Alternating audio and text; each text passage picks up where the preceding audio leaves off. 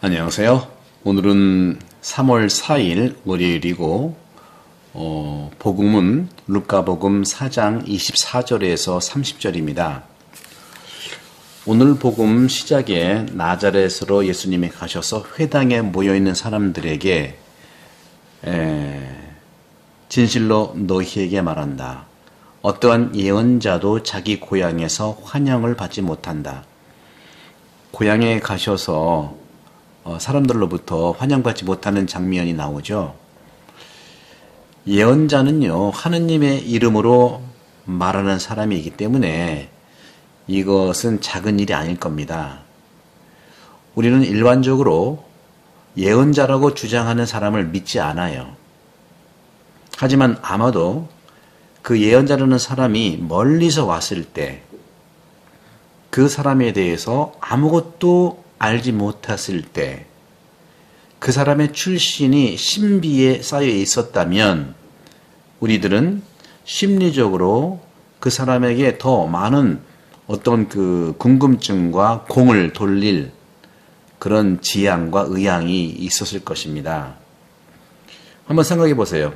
우리가 어렸을 때 보았던 선교사라든가 또 학교와 거리에서 어렸을 때 기억하는 소위 이제 낯선 사람일지 모르지만 외국인들 이런 거죠. 또 우리가 알고 있는 가족, 우리 눈앞에서 자랐던 어떻게 일종의 이제 예언자라든가 어쩌면 그다지 똑똑하지도 않았던 그런 예언자를 어떻게 믿을 수 있겠는가 하는 것이죠. 사제들도 마찬가지예요. 어렸을 때 코 찔찔 흘렸는데 신부가 됐네. 동창이었는데 신부가 됐네. 수도자가 됐네. 누군가가 갑자기 자신이 말하는 것이 사람들에게 전하는 하느님의 메시지라고 선언한다면 우리는 어떻게 행동을 하겠습니까? 어떤 사람이 성령의 감동을 받아서 말한다면 그가 정말로 계시를 받았다면 우리는 어떻게 그것을 확신할 수 있을까요? 그 사람의 말을 평가하는 것만으로는 충분하지 않습니다. 우리는 무엇보다도 그 사람을 보아야 합니다. 한국 분들은 보는 게 중요하잖아요, 더욱더. 그래서 그가 믿음 안에 살고 하느님의 계명을 지키면 그것은 하느님이 그 사람과 함께 하신다는 표지가 될 거예요. 순수한 삶은 말씀을 확증해 주기 때문입니다. 이런 이유로 교회는요, 환상이라든가 계시라든가 예언을 받아들이는 데 있어서 항상 신중하고 느립니다. 만약 어떤 것이 사실이라면 시간이 그것을 증명할 것이기 때문이죠. 오늘 예수님께서는요, 고향 나자렛 사람들의 완고함을 보는 거예요. 완고함. 예언적 현상에 대한 합리적 신중함은요, 이렇게 편견에 대한 고집과 동일하지 않습니다. 나자렛에서 일어나는 일은 우리 눈앞에서 어느 정도 일어나고 있는 일이에요.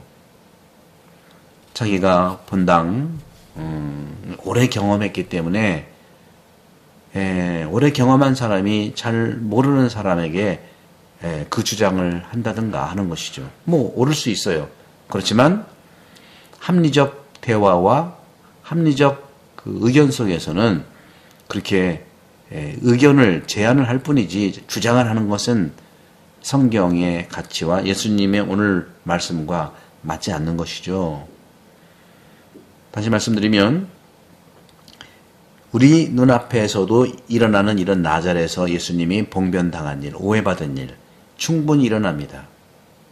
모두가 서로 알고 서로를 존중하고 필요할 때 서로 돕는 국가 안에서는 다른 사람보다도요 뛰어나고 싶어하는 누군가가 다가오면 상황이 달라지는 거예요. 그러다 보면 시기심이 생기고 때로는 걷잡을 수 없을 정도로 커지기도 합니다. 동방영성 작가들은요, 이런 부러움을 심리적 슬픔, 영적 슬픔이라고 불렀습니다. 이상한 느낌이죠. 슬픔은 무엇인가를 바꾸는 것만으로도 충분하고 모든 것이 정상으로 돌아갈 것이라고 믿게 만듭니다.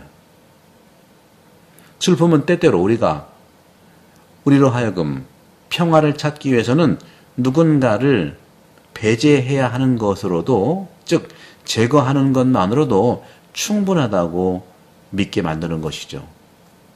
그런 점에서 슬픔은 미움입니다. 이 미움은 오늘 복음에 나자렛 고향 사람들로 하여금 거의 인격적 살인을 저지르게 만드는 거예요. 그걸 집단적 린치라고 하죠.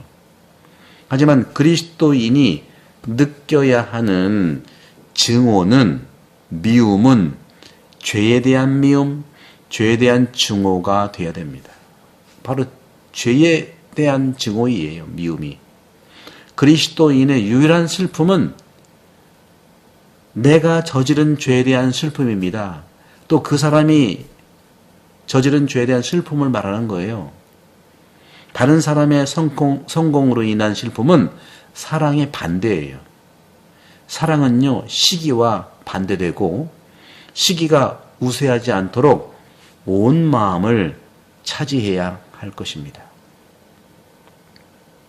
오늘 고향 사람들이 그렇게 하자 예수님께서는 마지막에 30절에 4장 30절 루카복음, 예수님께서는 그들 한가운데를 가로질러 떠나셨다.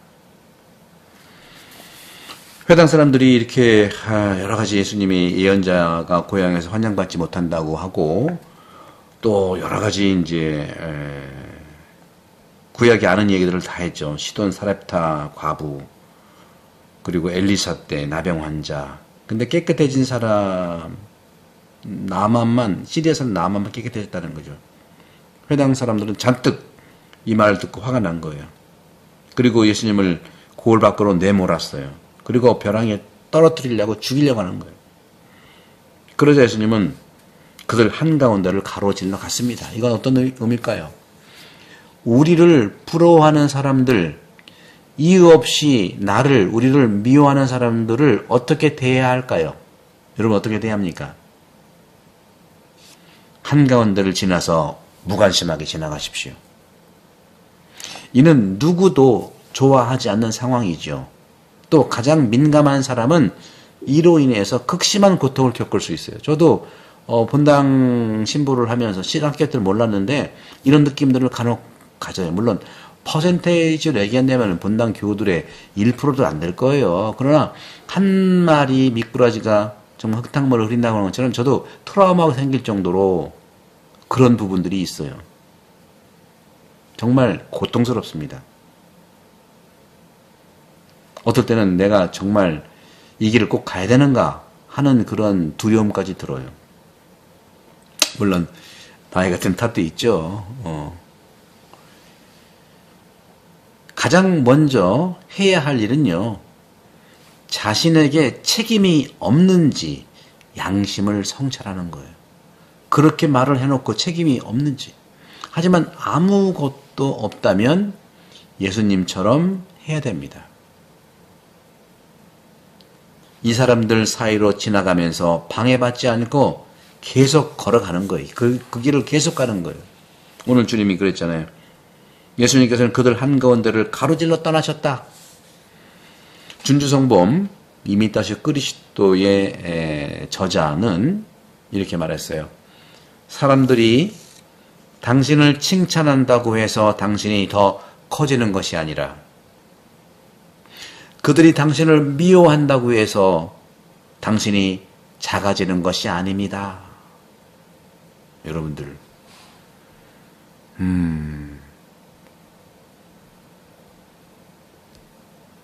예치의 말씀에 감동받지 않습니까?